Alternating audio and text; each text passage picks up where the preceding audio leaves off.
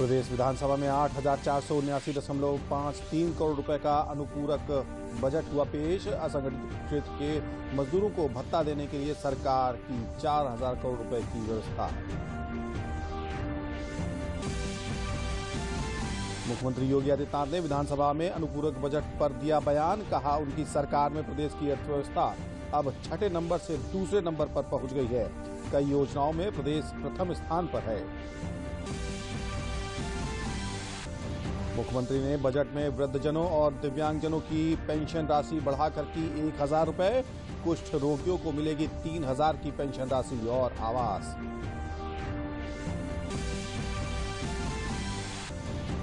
प्रधानमंत्री नरेंद्र मोदी ने वर्चुअल माध्यम से गुजरात के आणंद में प्राकृतिक खेती पर राष्ट्रीय सम्मेलन के समापन सत्र को किया संबोधित।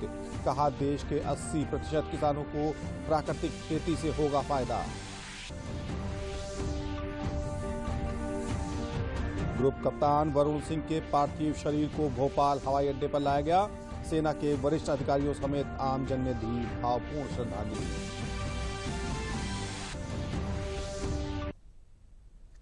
नमस्कार, मैं हूं हिमांशु सोनकर और समाचार विस्तार से।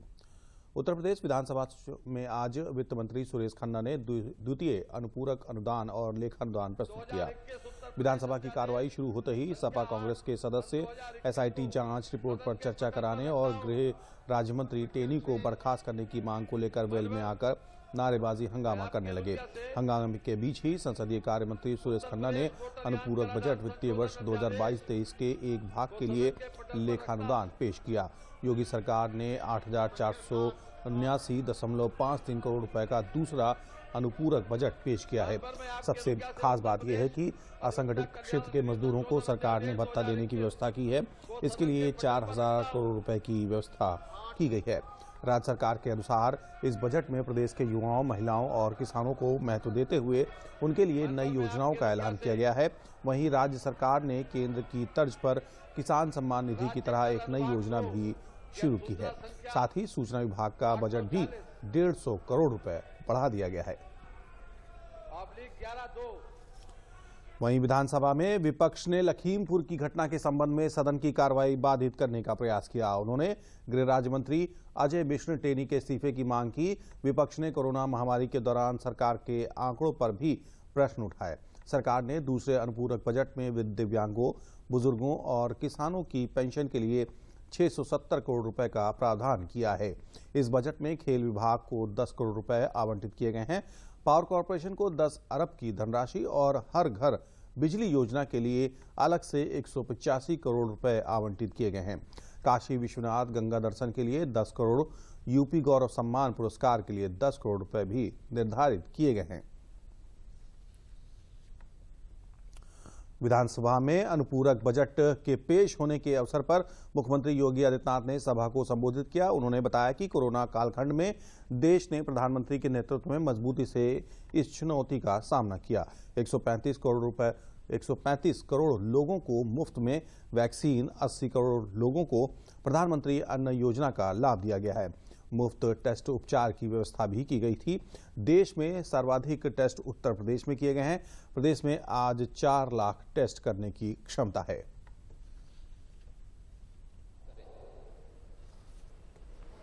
अमेरिका की आबादी भारत की आबादी की 1/4 है, लेकिन अमेरिका के अंदर कोरोना से हुई मौतें भारत के अंदर हुई मौत से 1.5 गुना से ज्यादा है। ये चीजें दिखाती थी। सावधानी, सतर्कता, समय से लिए गए सटीक फैसले और दृढ़ इच्छा शक्ति के साथ अगर नेतृत्व ने काम किया है तो उसके परिणाम भी उसी प्रकार से सामने आए हैं। और प्रधानमंत्री मोदी जी के नेतृत्व में कोरोना के खिलाफ इस देश ने जो लड़ाई लड़ी है, उत्तर प्रदेश उस लड़ाई में भी अग्रणी भूमिका के साथ देश के साथ कदम से कदम मिलाकर के चलता रहा। देश के अंदर सर्वाधिक टेस्ट उत्तर प्रदेश ने किए। 9 करोड़ से अधिक टेस्ट उत्तर प्रदेश के अंदर अब तक संपन्न हुए हैं। मुझे याद है जब कोरोना का पहला मरीज आया था प्रदेश में, हमारे पास कोई लैब नहीं थी। हमने दिल्ली सफदरजंग में या फिर national institute of virology Pune में सैंपल भेजने पड़े थे। उपचार के लिए हमारे पास कोई व्यवस्था नहीं थी। किसी प्रकार की कोई सुविधा नहीं थी। आज मैं कह सकता हूं कि हमारे सभी 75 जनपदों में आरटीपीसीआर लैब भी हैं। मुख्यमंत्री ने यह भी बताया कि प्रदेश के सभी 75 जिलों में अब आईसीयू बेड की सुविधा उपलब्ध है। उत्तर प्रदेश देश के 27 राज्यों को सैनिटाइजर सप्लाई करता है। यह अनुपूरक बजट लगभग 8,500 करोड़ रुपए का है। कोरोना काल में प्रदेश सरकार ने लोगों के लिए बेहतर काम किया है। प्रदेश के अंदर सभी 75 के 75 जनपदों में आईसीयू बेड्स मौजूद हैं। प्रदेश के अंदर हमारे पास प्रारंभिक काल में जब हम लोगों ने कोरोना के खिलाफ इस लड़ाई को आगे बढ़ाया था, तब हमारे पास मास्क के लिए, पीपी किट के लिए, सैनिटाइजर के लिए हमको भारत सरकार पर या अन्य राज्यों पर निर्भर रहना पड़ता था। आज प्रदेश में पीपी किट बनाने के तमाम उद्योग लग चुके हैं। मास्क यहां बनाए जा रहे हैं। सैनिटाइजर हमारी चीनी मिलें इतना पर्याप्त मात्रा में बना रही हैं कि अब सैनिटाइजर न केवल उत्तर प्रदेश के लिए बल्कि देश के 27 राज्यों को भी सप्लाई उत्तर प्रदेश आज के दिन पर सैनिटाइजर कर रहा है। मुख्यमंत्री ने यह भी बताया कि पिछले 5 वर्षों में प्रदेश में एक भी दंगा नहीं हुआ। उन्होंने कहा कि हमने अपना राजस्व और बचत का दायरा बढ़ाया है। प्रदेश की अर्थव्यवस्था को छठे से दूसरे नंबर पर पहुंचाया गया है। उत्तर प्रदेश कई योजनाओं में अब प्रथम स्थान पर है।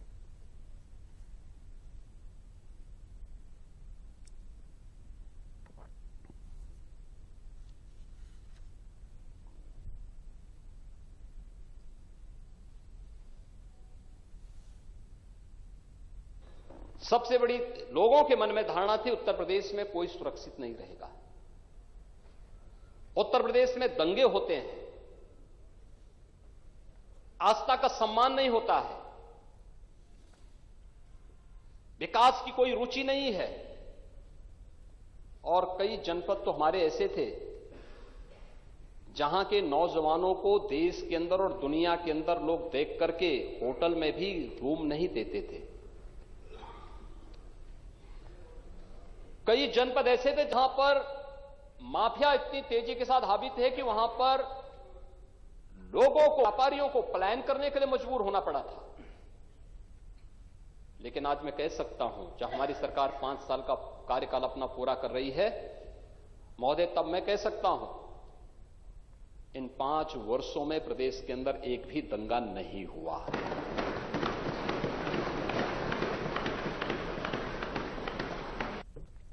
गुजरात के 98वें प्राकृतिक खेती पर राष्ट्रीय शिखर सम्मेलन का आयोजन किया जा रहा है। प्रधानमंत्री नरेंद्र मोदी वर्चुअल माध्यम से इस सम्मेलन में शामिल हुए। सम्मेलन में केंद्रीय गृह मंत्री अमित शाह, गुजरात के राज्यपाल आचार्य देवव्रत, केंद्रीय कृषि मंत्री नरेंद्र सिंह तोमर भी भाग ले रहे हैं। इस अवसर पर प्रधानमंत्री ने कहा कि प्राकृतिक खेती, फूड प्रोसेसिंग तकनीक, एग्रीकल्चर के अलग अलग आयाम, ये विषय 21वीं सदी में भारतीय कृषि का कायाकल्प करने में बहुत मदद करेंगे। साथियों, ये कॉन्क्लेव गुजरात में भले हो रहा है, लेकिन इसका दायरा, इसका प्रभाव पूरे भारत के लिए है, भारत के हर किसान के लिए है। एग्रीकल्चर के अलग अलग आयाम हो, फूड प्रोसेसिंग हो, नेचुरल फार्मिंग हो, ये विषय 21वीं सदी में भारतीय कृषि का कायाकल्प करने में बहुत मदद करेंगे। इस कॉन्क्लेव के दौरान यहां हजारों करोड़ रुपए के समझौते, उसकी भी चर्चा हुई, उसका भी कुछ प्रगति हुई है। इनमें भी इथेनॉल, ऑर्गेनिक फार्मिंग और फूड प्रोसेसिंग को लेकर जो उत्साह दिखा है, नई संभावनाओं को विस्तार देता है। प्रधानमंत्री ने बताया कि एथेनॉल, ऑर्गेनिक फार्मिंग और फूड प्रोसेसिंग को लेकर जो उत्साह दिखा है, वे नई संभावनाओं को विस्तार देता है। उन्होंने राज्यपाल आचार्य देवव्रत का आभार व्यक्त किया कि उन्होंने कहा कि अपनी बात स्वयं बातों द्वारा सरल शब्दों में प्राकृतिक खेती के बारे में समझाया। प्रधानमंत्री ने बताया कि आज 8 करोड़ किसान टेक्नोलॉजी के माध्यम से हमसे जुड़े हुए हैं। पिछले 6-7 वर्षों में बीज से लेकर बाजार तक किसान की आय को बढ़ाने के लिए सरकार द्वारा अनेक कदम उठाए गए हैं। बीते 6-7 साल में बीज से लेकर बाजार तक किसान की आय को बढ़ाने के लिए एक के बाद एक कदम उठाए गए हैं। मिट्टी की जांच से लेकर सैकड़ों नए बीज तैयार करने तक, पीएम किसान सम्मान निधि से लेकर लागत का 1.5 गुना एमएसपी करने तक, सिंचाई के सशक्त नेटवर्क से लेकर किसान रेल तक अनेक कदम उठाए हैं। और श्रीमान तोमर जी ने इसका कुछ जिक्र भी अपने भाषण में किया है। खेती के साथ साथ पशुपालन, मधुमक्खी पालन, मत्स्य पालन और सौर ऊर्जा, बायोफ्यूल जैसे आय के अनेक वैकल्पिक साधनों से किसानों को निरंतर जोड़ा जा रहा है। गांवों में भंडारण, कोल्ड चेन और फूड प्रोसेसिंग को बल देने के लिए लाखों करोड़ रुपए का प्रावधान किया है। वहीं गृह मंत्री अमित शाह ने कहा कि प्रधानमंत्री ने माइक्रो इरिगेशन को बढ़ावा दिया और प्राकृतिक खेती को पुनर्जीवित किया है। इस अवसर पर गुजरात के राज्यपाल आचार्य देवव्रत ने सम्मेलन को संबोधित करते हुए अपने अनुभव लोगों के साथ साझा किए। उन्होंने बताया कि रासायनिक खेती से प्राकृतिक खेती में जाने से पहले ही वर्ष उनका उत्पादन रासायनिक खेती के समान था और अगले वर्ष उत्पादन उससे अच्छा रहा।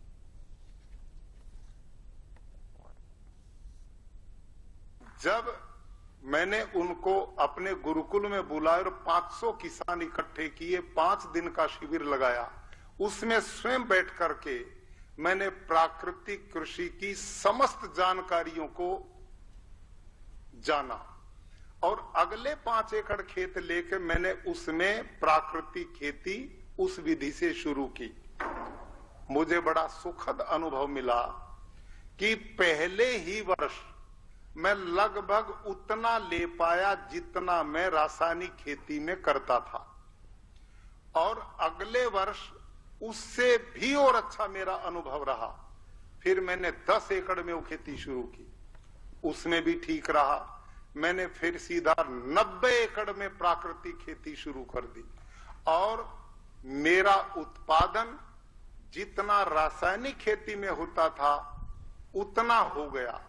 मध्य प्रदेश के मुख्यमंत्री शिवराज सिंह चौहान सहित कई गणमान्य लोगों ने ग्रुप कप्तान वरुण सिंह के पार्थिव शरीर को भोपाल हवाई अड्डे पर पहुंचने पर श्रद्धांजलि दी। उन्हें श्रद्धांजलि देने के लिए यहां लोगों की भारी भीड़ देखी गई।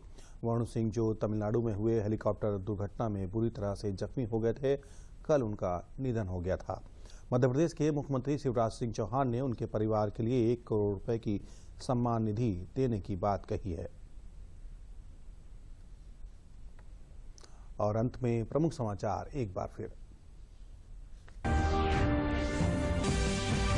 प्रदेश विधानसभा में 8,479.53 करोड़ रुपए का दूसरा अनुपूरक बजट हुआ पेश। असंगठित क्षेत्र के मजदूरों को भत्ता देने के लिए सरकार ने की 4,000 करोड़ रुपए की व्यवस्था। मुख्यमंत्री योगी आदित्यनाथ ने विधानसभा में अनुपूरक बजट पर दिया बयान। कहा, उनकी सरकार में प्रदेश की अर्थव्यवस्था अब 6 नंबर से दूसरे नंबर पर पहुंची। कई योजनाओं में प्रदेश प्रथम स्थान पर है। मुख्यमंत्री ने बजट में वृद्धजनों और दिव्यांगजनों की पेंशन राशि बढ़ाकर की 1,000 रुपए। कुष्ठ रोगियों को मिलेगी 3,000 की पेंशन राशि और आवास।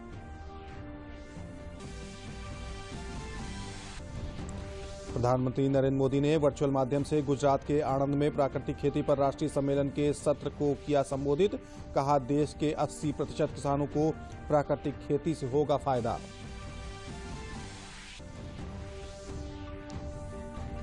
और ग्रुप कप्तान वरुण सिंह के पार्थिव शरीर को भोपाल हवाई अड्डे पर लाया गया। सेना के वरिष्ठ अधिकारियों समेत आमजन ने दी भावपूर्ण श्रद्धांजलि।